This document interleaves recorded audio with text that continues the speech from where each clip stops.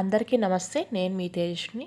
చాలా రోజుల తర్వాత వీడియో అయితే అప్లోడ్ చేస్తున్నానండి. పిల్లలు హాలిడేస్కి రావడంతో వీడియోస్ పెట్టడం కుదరలేదు. ఈ రోజు నుండి మీకు వీడియోస్ రెగ్యులర్గా వస్తూ ఉంటాయి. వాచ్ చేస్తూ ఉండండి. ముందుగా ఛానల్ని అయితే సబ్స్క్రైబ్ చేసుకోండి. అలాగే లైక్ చేయండి, షేర్ చేయండి. ఇవాళ ఏ బ్రాండ్ గులాబ్ జామున్ అయినా టేస్టీగా తింటుంటే లోపల బయట సాఫ్ట్గా ఎలా ఉండాలో అయితే నేనైతే ఈరోజు రెసిపీని అయితే చూపించేస్తాను. ఇలా గులాబ్ జామున్ ప్యాకెట్లో ఉన్న మిక్స్ని అంతా ఇందులోకి అయితే ఒక బౌల్లోకి అయితే వేసేసుకుందాం. ఇక్కడ నేను 2 ప్యాకెట్లు గులాబ్ జామున్ మిక్స్ని అయితే వేసుకున్నాను. ఇక్కడ నేను మొత్తం పాలతోనే కలుపుతున్నాను. ఇలా పాలతో కలపడం వల్ల మనం గులాబ్ జామున్ ఉండలు అనేవి టేస్ట్ చాలా బాగుంటాయి. కొద్దిగా వేసుకుంటూ పాలు మనం పిండిని అనేది తడిపేసుకుందాము. నాకు ఇక్కడైతే పెద్ద గ్లాస్లో ఒక 3/4 గ్లాస్ పాలైతే పట్టాయండి ఈ గులాబ్ జామున్ మిక్స్ కలపడానికైతే. ఎక్కువ ప్రెస్ చేయకోకుండా లైట్గా పిండిని అయితే తడిపేసుకోవాలి. ఇలా ఈ కన్సిస్టెన్సీలో ఉంటే పిండి చాలండి, ఎక్కువ గట్టిగా అవసరం లేదు. ఇప్పుడు మనం దీనికి కావాల్సిన చక్కెర పాకను అయితే ప్రిపేర్ చేసుకొని స్టవ్ ఆన్ చేసి గిన్నెని అయితే పెట్టేసుకొని, నేను 2 గ్లాసుల గులాబ్ జామున్ మిక్స్ను వేసాను కాబట్టి నేను ముప్పావు గ్లాస్ అయితే వేసుకున్నాండి.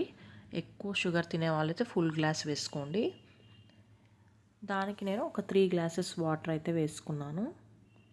అది ఉడికేలోపు ఇక్కడ మనం ఉండలు అయితే చేసుకుందాము. ఇలా పిండిని తీసుకొని ఒక 2 నిమిషాల పాటు ఇలా ప్రెస్ చేసుకోవాలి. ఇలా చేసిన తర్వాత నెయ్యితో నేనైతే ఇక్కడ ఉండలు చేతికి రాసుకుంటూ, టేస్ట్ చాలా బాగుంటుంది అలా ఉండల్లోకి నెయ్యి వేయడం వల్ల. అన్ని ఉండలు అలా చుట్టేసుకుందాం కాస్త ప్రెస్ చేసుకుంటూ. ఇప్పుడు చక్కెర పాకలోకి అయితే ఒక 2 యాలక్కలు దంచి వేసుకుందాము.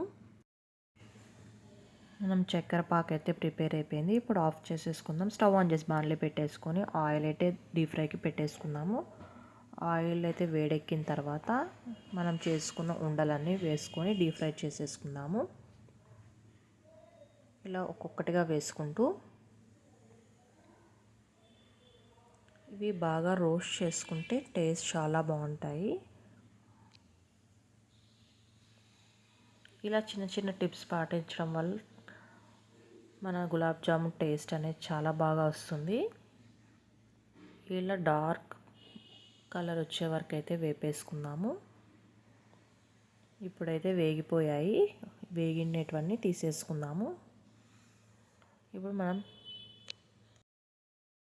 ఇలా ఒకవైపు కాలిన తర్వాత రెండో వైపు కూడా టర్న్ చేసి ఇలా నేను డార్క్ కలర్గా ఫ్రై చేసుకుంటానండి.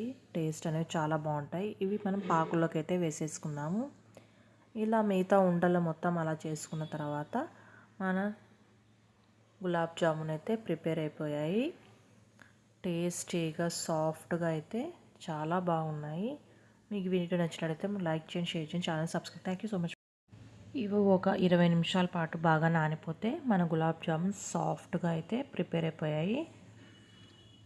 మీరు ఎలా ప్రిపేర్ చేస్తారో కామెంట్ సెక్షన్లో అయితే తెలియజేయండి. మీకు ఈ వీడియో యూస్ఫుల్ అవుతుందని అనుకుంటున్నాను. Thank you so much for watching this video.